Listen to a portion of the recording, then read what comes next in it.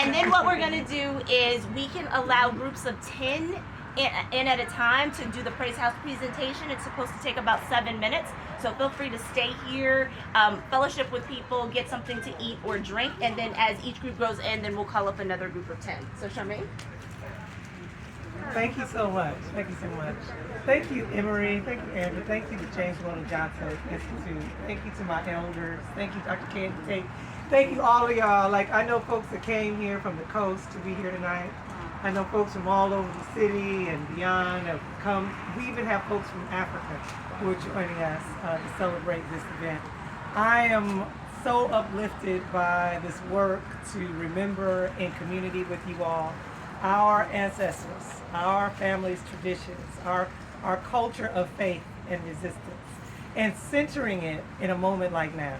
It is really encouraging to see a city, and it's not just only Emory. We've been at this for 3 years now. We first presented at Oakland Cemetery to acknowledge the 879 unmarked graves there, and which led to the National Endowment for the Arts grant that brought the project to Emory. So we are hoping to continue. Like, we want this Praise House. We work with Emory to even construct it in a way that it can move. Yes. We want to put it on a bed and move it to the next site. And each site is a site of remembrance in the face and resistance to erasure. So the next site will be at Beacon Hill, a town that was completely erased by the FDR rule back then.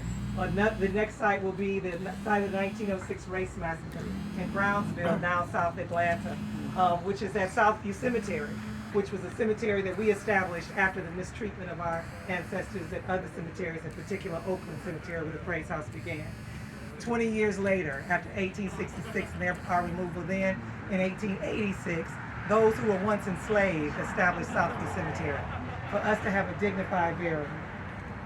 And we are honoring that legacy of that moment and the endurance and you know, the story of civil rights that rose out of the 1906 race massacre. It rests at Southview still today. Dr. King's family is still there. He was there at first before he moved. And now even Congressman John Lewis is there.